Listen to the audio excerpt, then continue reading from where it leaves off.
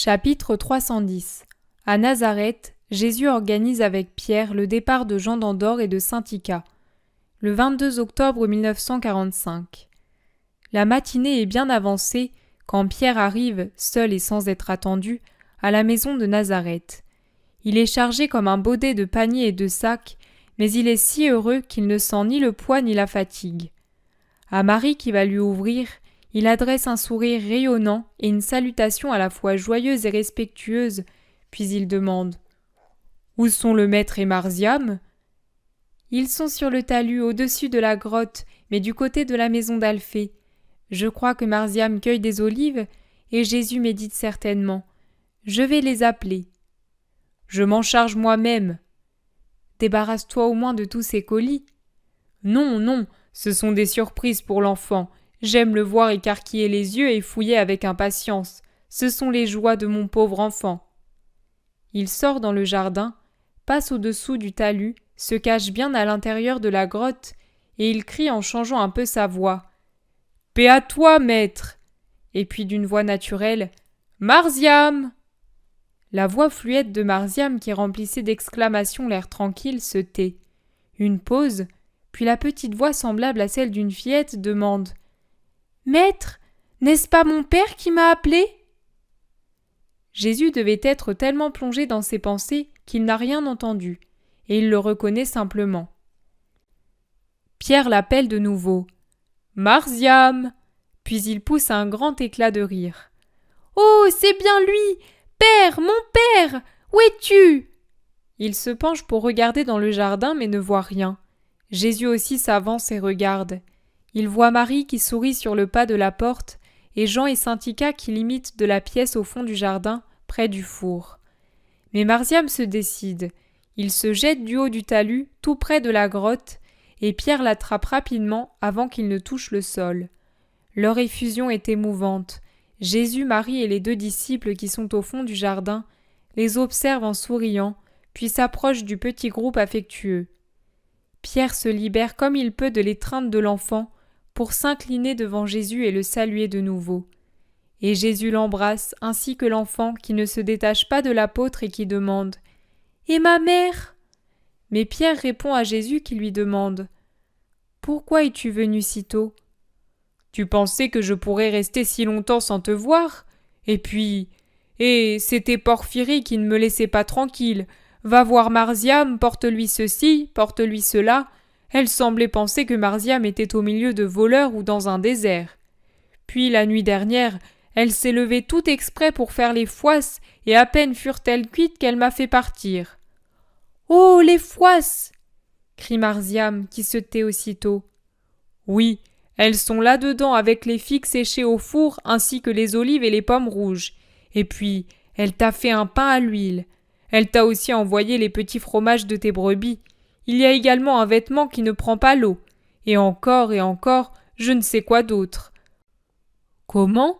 Tu n'es plus pressé. Tu pleures. Ah, pourquoi ? » »« Parce que j'aurais préféré que tu me l'amènes, elle, plutôt que toutes ces gâteries. Je l'aime bien, moi, tu sais. » »« Bonté divine, mais qui l'aurait pensé ? Si elle entendait ça, elle fondrait comme du beurre. » »« Marziam a raison. Tu aurais pu venir avec elle. Elle désire sûrement le voir après tellement de temps. Nous autres femmes, nous sommes comme cela avec nos enfants, dit Marie. Bien, mais elle le verra bientôt, n'est-ce pas, maître ? Oui, après les enseignes quand nous partirons. Mais même, oui, quand tu reviendras après les enseignes, tu viendras avec elle. Elle restera quelques jours avec lui, puis ils retourneront ensemble à Bethsaïde. Oh, comme c'est beau, ici avec deux mères ! L'enfant est rasséréné et heureux. Ils entrent tous dans la maison, et Pierre se débarrasse de ses paquets. Voici, du poisson sec, du salé, du frais. Ce sera pratique pour ta mère. Voilà ce fromage tendre qui te plaît tant, maître. Et ici, des œufs pour Jean. Espérons qu'ils ne sont pas cassés. Ah non, heureusement. Et puis du raisin. C'est Suzanne qui me l'a donné à Cana où j'ai dormi. Et encore. Ah, cela aussi. Regarde Marziam comme il est blond. On dirait des cheveux de Marie. et il ouvre un pot rempli de miel filant. « Mais pourquoi tant de choses ? Tu t'es sacrifié, Simon, dit Marie devant les gros paquets et les petits, les vases et les pots qui couvrent la table. Sacrifié ? Non, j'ai beaucoup pêché et avec beaucoup de succès, cela pour le poisson. Pour le reste, ce sont des produits de la maison, cela ne coûte rien, et c'est une telle joie de les apporter. Et puis, ce sont les enseignis, c'est l'usage, non ? Tu ne goûtes pas le miel ? Je ne peux pas, répond sérieusement Marziam. Pourquoi ? Tu ne vas pas bien ? Si, mais je ne peux pas le manger. Pourquoi donc ? L'enfant devient rouge mais ne répond pas. Il regarde Jésus et se tait. Jésus sourit et explique. Marziam a fait un vœu pour obtenir une grâce. Il ne peut prendre de miel pendant 4 semaines. Ah bien, tu le mangeras après. Prends quand même le pot. Mais voyez ça, je ne le croyais pas si généreux, Simon. Celui qui s'entraîne à la pénitence dès l'enfance trouvera facilement le chemin de la vertu durant toute sa vie, dit Jésus pendant que l'enfant s'éloigne avec son petit pot dans les mains. Pierre le regarde partir plein d'admiration, puis il demande « Simon le Zélote n'est pas ici ?» Il est chez Marie, femme d'Alphée, mais il va bientôt arriver. Ce soir vous dormirez ensemble. Viens ici, Simon-Pierre. Ils sortent tandis que Marie et Syntycha mettent de l'ordre dans la pièce encombrée par les paquets. Maître, je suis venu pour vous voir, toi et l'enfant, c'est vrai, mais aussi parce que j'ai beaucoup réfléchi ces jours-ci, surtout depuis la venue de ces 3 empoisonneurs, auxquels j'ai dit plus de mensonges qu'il n'y a de poissons dans la mer. Ils sont maintenant en route pour Gethsémani, croyant y trouver Jean d'Andorre, puis ils iront chez Lazare dans l'espoir d'y trouver Syntycha, et toi aussi. Qu'ils y aillent donc. Mais ensuite, ils reviendront et... Maître, ils veulent te causer des ennuis pour ces 2 malheureux. J'ai déjà pourvu à tout depuis des mois. Quand ils reviendront à la recherche de ces 2 persécutés, ils ne les trouveront plus nulle part en Palestine. Tu vois ces coffres ? C'est pour eux. Tu as vu tous ces vêtements pliés près du métier ? C'est pour eux. Tu es étonné ? Oui, maître, mais où les envoies-tu ? À Antioche. Pierre fait un sifflement significatif et demande « Et chez qui ? Et comment y vont-ils » Dans une maison de Lazare, la dernière que possède Lazare, là où son père a gouverné au nom de Rome, et ils s'y rendront par mer. Ah, voilà, car si Jean d'Andorre devait y aller sur ses jambes... Par mer. Je suis content de pouvoir t'en parler. J'aurais envoyé Simon te dire de venir pour tout préparer. Écoute, 2 ou 3 jours après les enseignis, nous partirons d'ici par petits groupes pour ne pas attirer l'attention. Feront partie de la troupe, en plus de toi et moi, ton frère, Jacques et Jean et mes 2 frères, avec bien sûr Jean d'Andorre et Syntycha. Nous irons à Ptolémaïs, de là, tu les accompagneras en barque jusqu'à Tyr. Là, vous prendrez place sur un navire qui va à Antioche comme des prosélytes qui rentrent chez eux. Puis, vous reviendrez et me retrouverez à Aksib.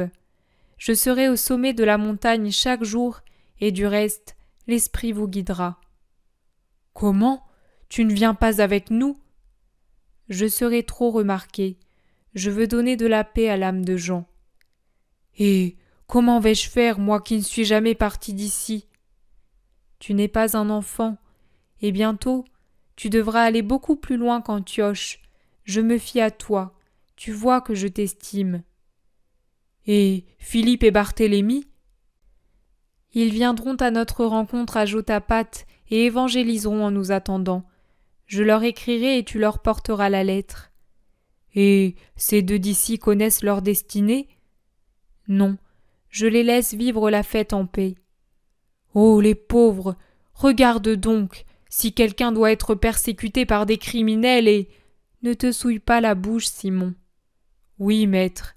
Écoute, comment allons-nous donc faire pour porter ces coffres et pour porter Jean ? Il me semble vraiment très malade. Nous prendrons un âne. Non, nous prendrons un petit char. Et qui va le conduire ? Et si Judas, fils de Simon, a appris à ramer, Simon, fils de Jonas, apprendra à conduire. Et puis, ce ne doit pas être bien difficile de conduire un âne par la bride. Sur le char, nous mettons les coffres, Saint-Tica et Jean, et nous marcherons.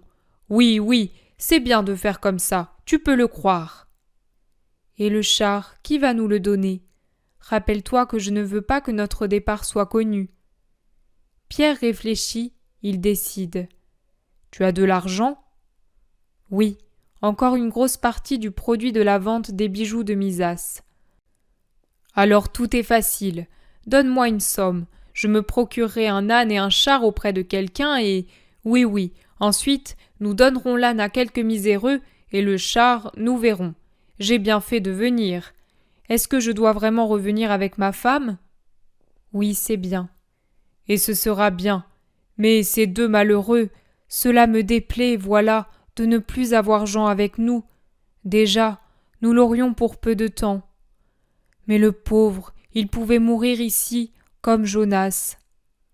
On ne le lui aurait pas permis. Le monde est celui qui se rachète. Ça va le désespérer. Je trouverai une raison pour le faire partir sans trop de regrets. Laquelle? La même qui m'a servi à éloigner Judas, celle de travailler pour moi. Ah, seulement en Jean, il y aura la sainteté, mais en Judas, il n'y a que l'orgueil. Simon, ne médis pas. C'est plus difficile que de faire chanter un poisson. C'est la vérité, maître, ce n'est pas de la médisance. Mais il me semble que Simon le Zélote est arrivé avec tes frères. Allons-y. Allons. Et silence avec tout le monde. Tu me le dis? Je ne peux cacher la vérité quand je parle, mais je sais me taire tout à fait si je veux, et je le veux. Je me le suis juré à moi-même. Moi, aller jusqu'à Antioche, au bout du monde. Ah, je ne vois pas le moment du retour. Je ne dormirai pas tant que tout ne sera pas fini. Ils sortent et je ne sais rien de plus.